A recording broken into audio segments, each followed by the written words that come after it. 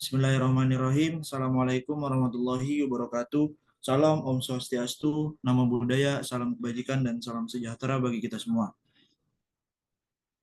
Eh, Kami dari kelompok 8 ingin mempresentasikan tugas besar yang terkait judul dengan manajemen ekonomi teknik. Yang beranggota yang pertama yaitu Aufa Nur Aziza, dan yang kedua Asfa Zaki Asyad, dan yang ketiga yaitu saya sendiri Mufti Azim, yang keempat Muhammad Makin Fakih, yang kelima Muhammad Reza Zuri Sabil, dan yang keenam yaitu Yanuar Arif Wicaksono.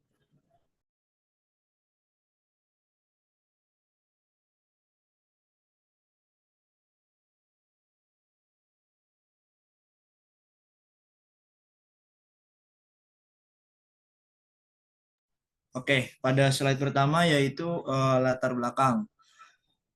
Dari latar belakang ini, industri minuman dalam kemasan terus berkembang.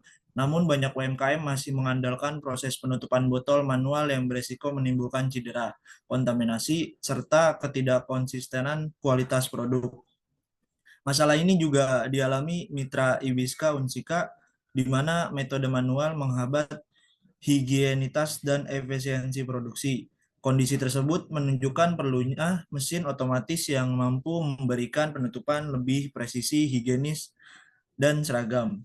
Dengan pemanfaatan sistem kontrol modern dan IoT, solusi seperti Aquaficap dapat meningkatkan kualitas produksi sekaligus memperkuat daya saing UMKM di era industri 4.0.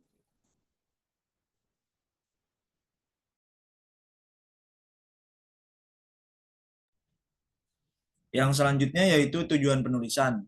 Yang pertama, menjelaskan konsep dan desain produk Aquaficap sebagai mesin filing dan capping otomatis berbasis ESP32 dan IoT. Dan yang kedua yaitu menyajikan analisis kelayakan ekonomi melalui indikator NPV, IRR, payback period, dan BEP. Dan yang ketiga yaitu memberikan gambaran apakah investasi produk Aquaficap layak dilanjutkan sebagai produk komersial bagi UMKM dan sektor pendidikan. Dan yang keempat yaitu menjadi referensi teknis dan ekonomis untuk pihak industri atau akademik.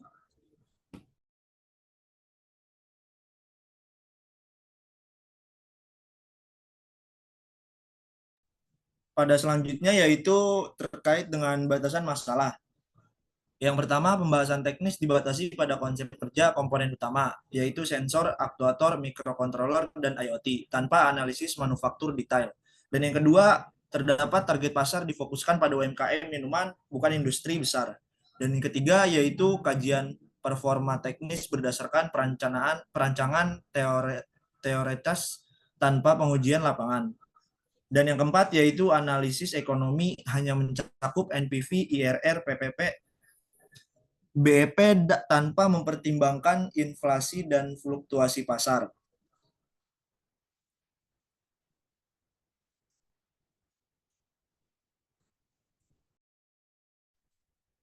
Baik, selanjutnya gambaran umum produk. Aquaficap merupakan sebuah mesin otomatis yang dirancang untuk melakukan proses pengisian air atau filling dan penutupan botol atau capping secara presisi dengan dukungan sistem kontrol multivariabel dan teknologi Internet of Things atau IoT. Produk ini dikembangkan sebagai solusi bagi industri kecil dan menengah atau UMKM maupun laboratorium pendidikan yang membutuhkan alat pengisian dan penutupan botol yang higienis, efisien, serta mampu bekerja secara konsisten tanpa bergantung pada tenaga manual. Next.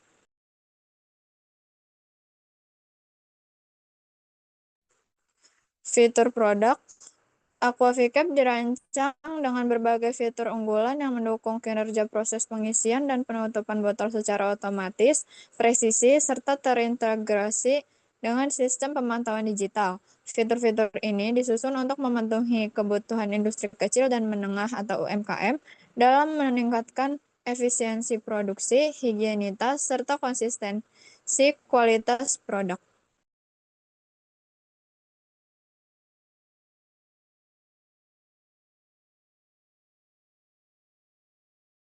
Selanjutnya di sini ada target pasar, yang dimana target pasar Aquaficap mencakup pelaku UMKM di bidang minuman seperti produksi air minum, minuman herbal, dan sari buah yang membutuhkan proses pengisian dan penutupan botol yang lebih higienis dan konsisten.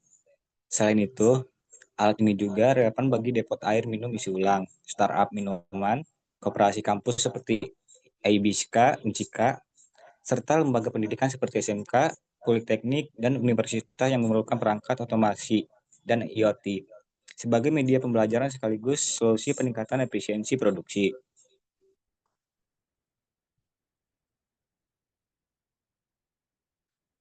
Selanjutnya di sini ada ukuran dan pangsa pasar. Yang pertama ada potensi pasar. Pasar mesin pengisian dan penutup botol di Indonesia diproyeksikan terus berkembang seiring dengan meningkatnya kebutuhan industri minuman dalam kemasan. Total biaya produksi per unit mesin adalah 13.210.000 dengan margin keuntungan 30%. Harga jual seharusnya 17 juta. Namun agar lebih kompetitif, ditetapkan harga jual yaitu sebesar 15 juta per unit. Berdasarkan proyeksi penjualan sebanyak 10 unit per tahun, maka potensi pasar yang dapat dijangkau mencapai 150 juta per tahun.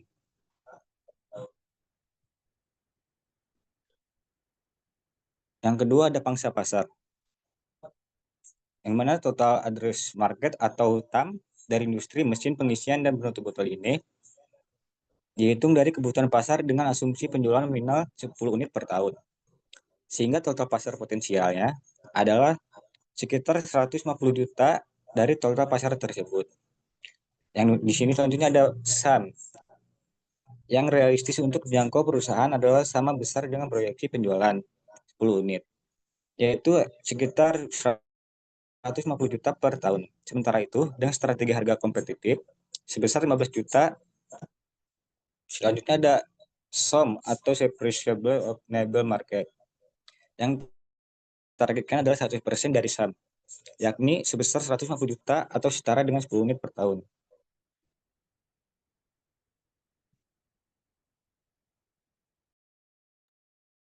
Selanjutnya dibacakan oleh teman saya.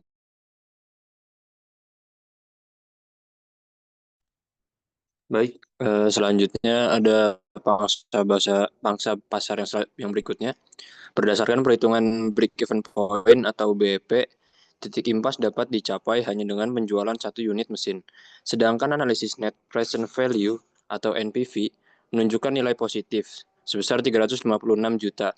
Hal ini menunjukkan bahwa proyek sangat layak dijalankan karena mampu menutup biaya tetap dengan cepat, memberikan keuntungan pada penjualan berikutnya, serta menjanjikan potensi penetrasi pasar yang kuat pada segmen industri minuman kemasan.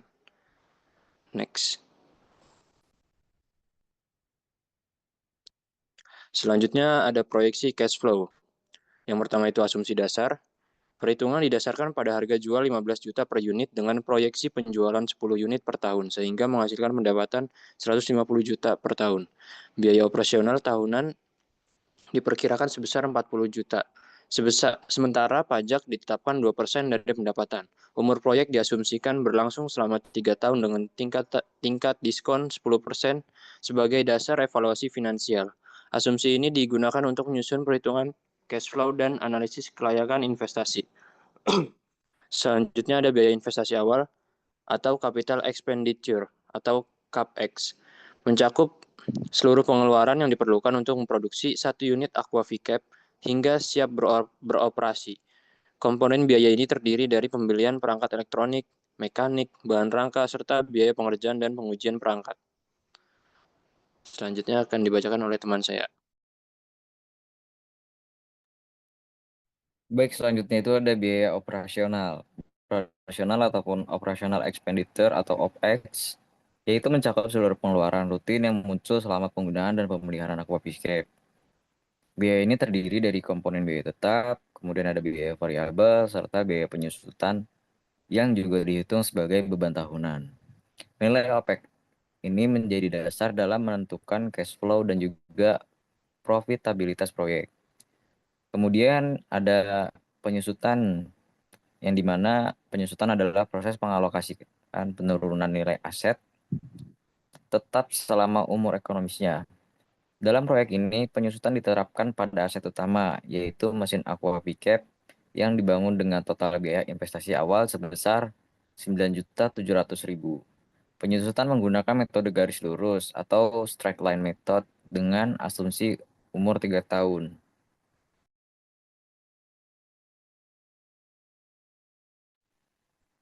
Oke, untuk pendapatan proyek Aquavicap dihitung berdasarkan jumlah unit yang dapat dijual setiap tahun dikalikan dengan harga jual yang telah ditentukan. Berdasarkan analisis pasar dan strategi penentuan harga, Aquavicap dipasarkan dengan harga 15 juta per unit.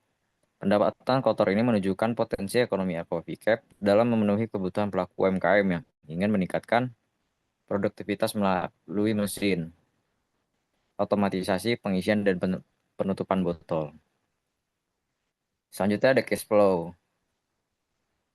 Cash flow Aquavicap ini dihitung berdasarkan pendapatan tahunan dari penjualan 10 unit mesin, dikurangi biaya operasional tahunan, pajak, serta memperhitungkan penyusutan aset selama umur proyek.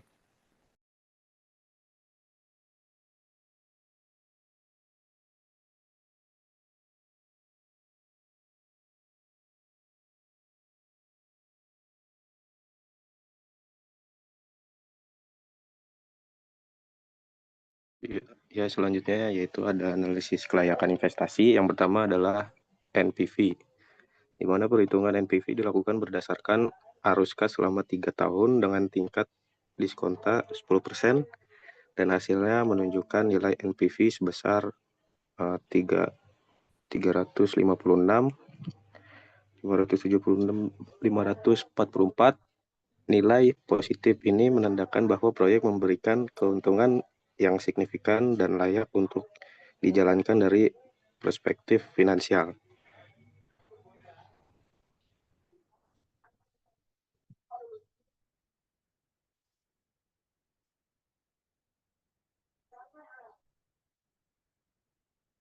Selanjutnya yaitu ada IRR, di mana analisis IRR menunjukkan bahwa tingkat pengembalian internal proyek mencapai 184%, jauh melampaui tingkat bunga acuan seperti deposito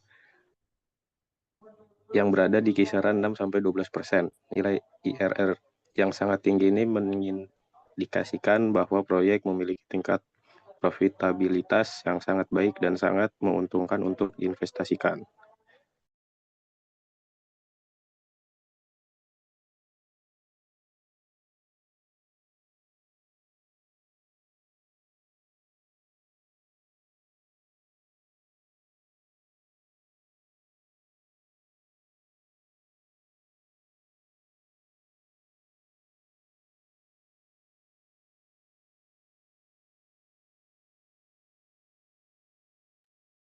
Selanjutnya di sini ada payback period.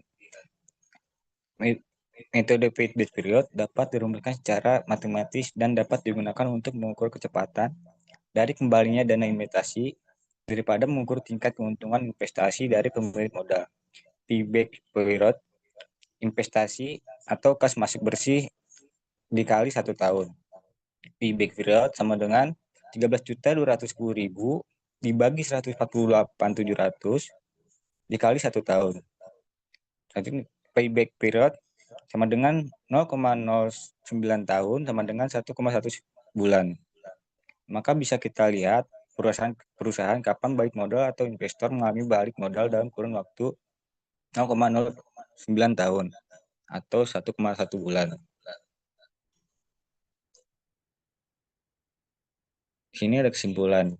Aquavicap terbukti layak dikembangkan karena memenuhi aspek teknis, pasar, dan finansial, di mana sistem otomasi berbasis ESP32 ini mampu meningkatkan efisiensi, higienitas, serta konsistensi produksi UMKM. Hasil analisis kelayakan menunjukkan bahwa proyek sangat menguntungkan dengan nilai NPV positif sebesar 356.576.000, IRR mencapai 154%, serta payback period sekitar 1,1 bulan, dan BEP pada penjualan 1 unit. Dengan performa tersebut, Aquavicap memiliki proses besar untuk diimplementasikan sebagai solusi otomasi yang efektif dan ekonomis bagi UMKM maupun institusi pendidikan.